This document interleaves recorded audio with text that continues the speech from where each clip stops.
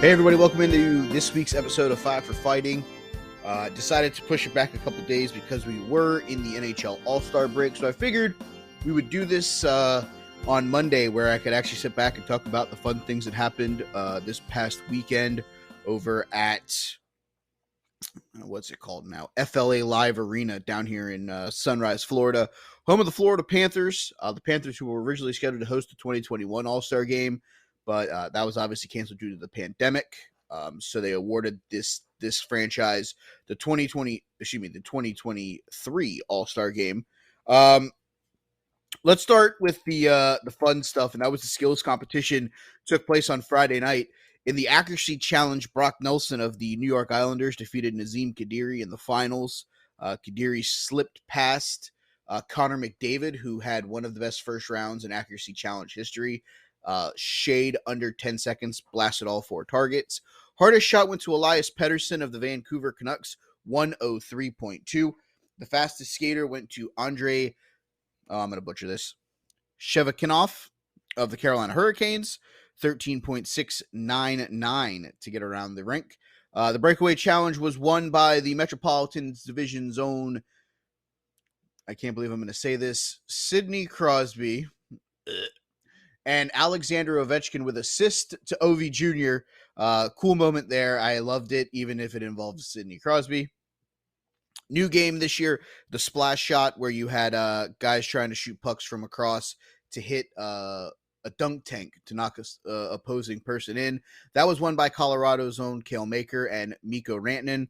And then the pitch and putt, where you were basically trying to shoot white hockey pucks on a golf course, that was won by Nick Suzuki of the Montreal Canadiens. He finished with birdie. It was a par four hole that took place on the Plantation Preserve Golf Course in Plantation, Florida. The rosters themselves, we've talked about the games that took place. We'll talk about it real quick because there was some injury replacements. Alexander Barkov replaced Austin Matthews, who we talked about with the injury. And then Rossman Dahlin of the Buffalo Sabres replaced Tage Thompson, who also missed the game due to an injury, which is very sad because Tage was having a great season prior to the injury. Nothing from the Metropolitan, nothing from the Central. The Pacific saw Chandler Stevenson of the Vegas Golden Knights replace Matty Benners of the Kraken, who was out due to an injury. The fan vote winner, we talked about them: Bo Horvath, Leon Draisaitl, Connor Hellebuck, etc. Horvat originally scheduled to be on the Pacific Division All-Star team. Obviously, the trade of the New York Islanders. He would still play for the Pacific Division, but he would wear an Islanders jersey on this day. So good to see him still be able to be an All-Star. Obviously, the brackets, 2 10-minute periods of 3-on-3 play. It saw the Central Division defeat the Pacific by a final score of 6-4, and the Atlantic defeat the Metropolitan by a final score of 10-6. And in the finals, the Atlantic took home the championship with a final score of 7-5. So the Atlantic Division gets the championship here. Funny, the Florida Panthers in the Atlantic Division at their arena with two of their guys in the game. And Matthew Tkachuk gets the MVP award for his performance in the All-Star game. A lot of guys really liked the All-Star game format and things like that. So I've always loved, since we've gone to this basically 3-on-3 open forum here. The Detroit Red Wings' Dylan Larkin had a hat trick, and Toronto Maple Leaf winger Mitch Marner had 3 assists in the finals against the Central Division. Again, All-Star Game MVP Matthew Tkachuk, playing alongside his brother Brady of the Ottawa Senators, had 7 points on the day. He had 5 points in the semifinal victory over the Metropolitan Division. He had 2 in the late cap to bring home the title. Montreal captain Nick Suzuki said, quote, "We wanted to win this for the home crowd. They did a great job of cheering on the Atlantic Division. We just wanted to put on a good show for them." Let's see. Arizona Coyotes forward Clayton Keller, Dallas Stars Jason Robinson, Colorado teammates Maker, McKinnon, Rantanen all had goals for the Central in the finals, with Maker having 2 assists. This is the first time the Atlantic has won the All-Star game after 6 previous tries in the divisional format. They'll all split $1 million between the 11 players, the 9 skaters, and the 2 goalies. Florida captain Andre Barkov didn't throw the home fans like teammate Matthew Tkachuk did, but posted an assist in the title game.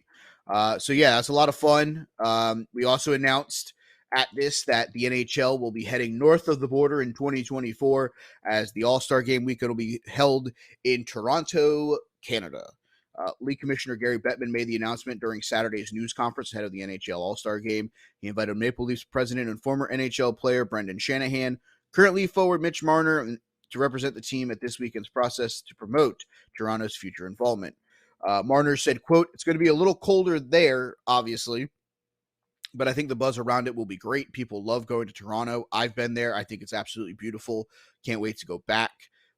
That's just my opinion. I think it's awesome. If you have an opportunity to go out to Toronto, I went to a wrestling show and a baseball game because hockey season wasn't started yet. But yeah, beautiful, beautiful area, beautiful weather. We went in August and it was still very nice out. So if you have an opportunity, I can't agree with Mitch Marner more. It's a great place to visit. I think the All-Star Game will be just fine there. He also said, quote, "The fans are going to be there. Food, restaurants are pretty good too. It's going to be a little colder, but nothing a winter coat can't fix." The 2024 nod will be Toronto's 9th time hosting an All-Star weekend, which the last one took place there in 2000. It was a long time ago, Shanahan said. "I remember just the excitement and buzz in the city that day. Anytime that you're in Toronto for hockey, especially something like the All-Star Game, you can feel the excitement from all the citizens. Our fans are excited about it. The Torontians, I don't even know if that's a word, are excited about it. But all right, Brandon Shanahan, we're hoping to build off of this and have some excitement about hosting and putting on a great show for the NHL players, their families, and friends." The prospect of going back to an original 6 city was a rabid appetite for sports, appealed to both the league and the teams in a big way. While one Canadian city received the assignment, another is still looking for its next owner. Bettman said the Ottawa Senators have applications from 15 or more interested buying parties to buy the franchise.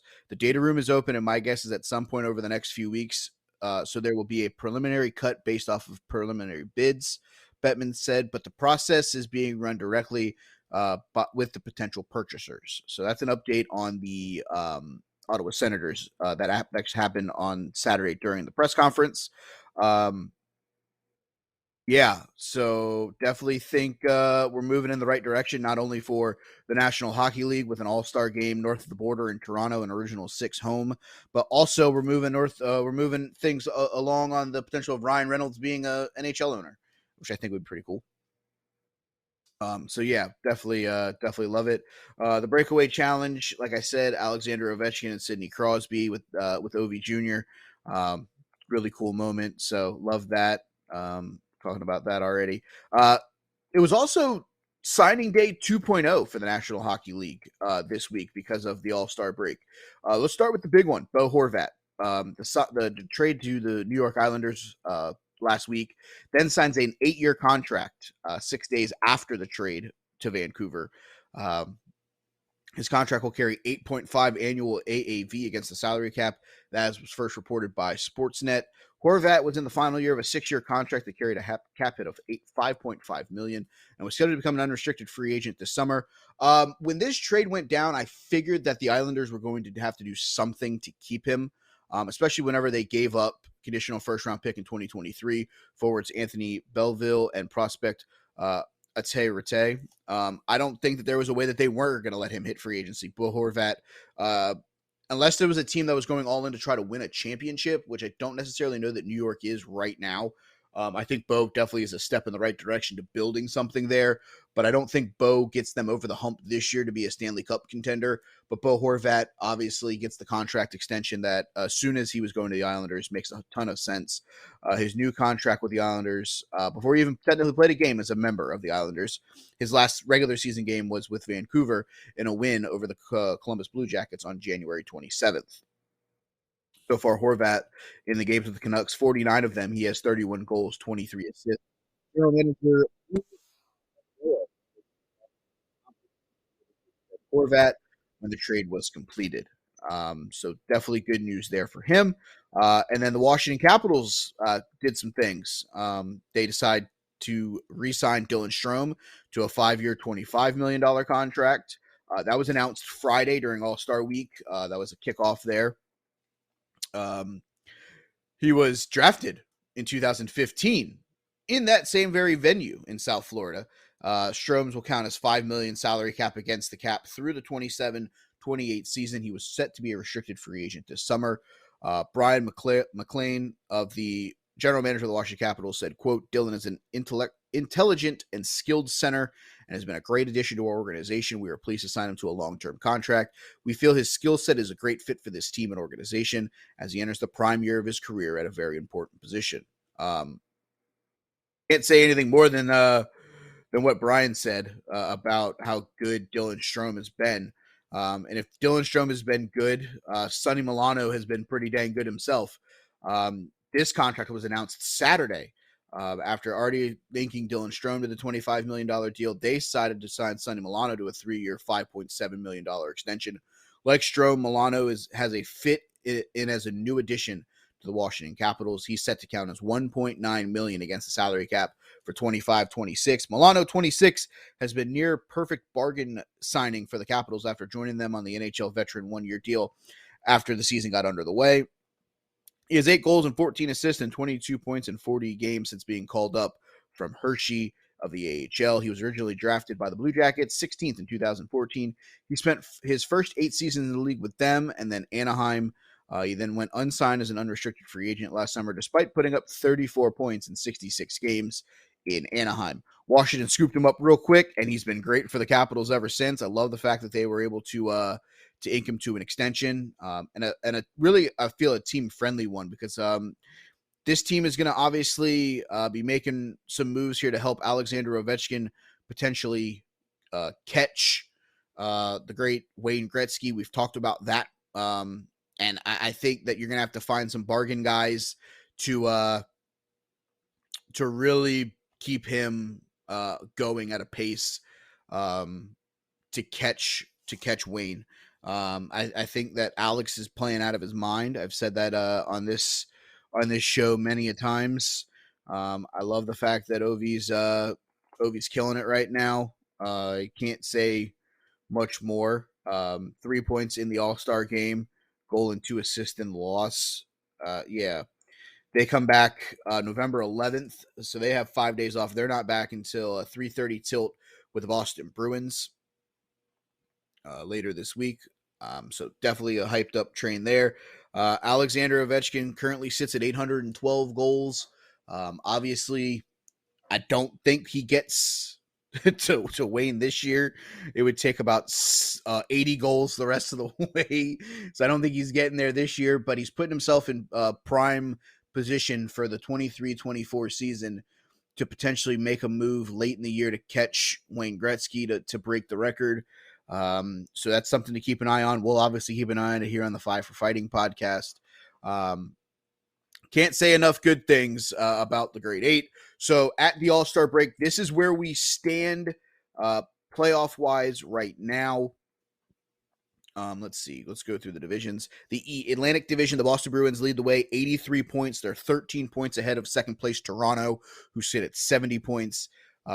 Tampa Bay Lightning, 65 points. The Buffalo Sabres sit at 56. The Florida Panthers sit at 54. Ottawa at 51. The Red Wings at 50. And the Montreal Canadiens sit at 44 points.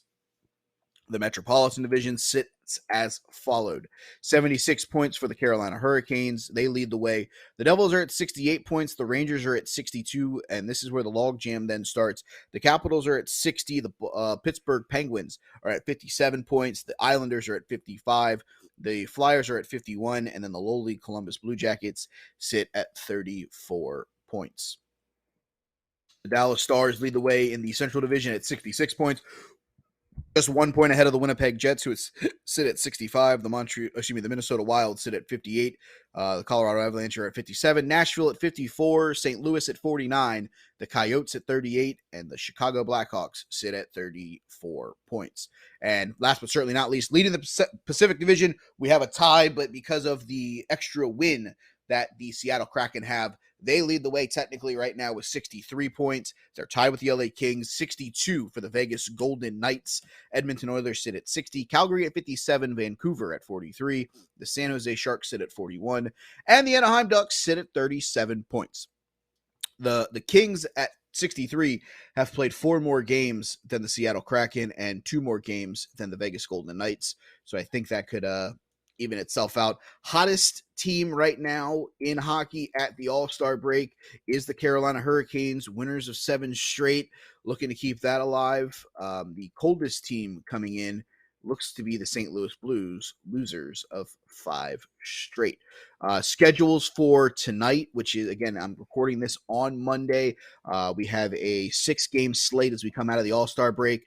Tampa Bay at Florida, the Islanders at the Flyers, Calgary at the Rangers, Vancouver at the Devils, the Ducks at the Stars, and the Minnesota Wild and the Arizona Coyotes tip off, or drop the puck, I should say, not tip off. We're not playing in the NBA. On at 9:00. So that's where we stand right now. We have some things that are moving and shaking. Obviously, the All-Star game is now in our rearview mirror. The trade deadline is coming up rapidly. I'll talk about that more. I'm hoping to do another show later in the week where we can talk about that stuff because I wanted to give the All-Star game kind of its own true fun. So it was a lot of fun doing this. It's always a lot of fun talking about, obviously, the National Hockey League because that's a show that I love to do. But it's also a lot of fun to talk about the All-Star game. I love the skills competition, and I love the fact that this 3-on-3 thing is now more made these games more fun. But that's the show for this All-Star game wrap-up. No real 5 topics, but we talked about everything that took place from sunny South Florida. As always, if you are not, please like, subscribe, thumbs up, 5-star, the Huddle Up podcast network, Huddle Up Incorporated, as I so elegantly call it. There you will get on your podcast feed, you'll get the Tuesday live show, which you can watch on Facebook, YouTube, Twitter, all those. You can comment along with them. I'm actually going to be on the show tomorrow. That's what producer Jim told me. Big Jim, sports leader, founder, CEO, captain of Huddle Up Incorporated. So that should be fun. Also, check out our TeePublic store. You can find the links in any of the social media bios, Twitter at Huddle Up Pod, Facebook, or you can check out Big Jim Sports to get any of the links to Huddle Up, to the merch stores, also to other things.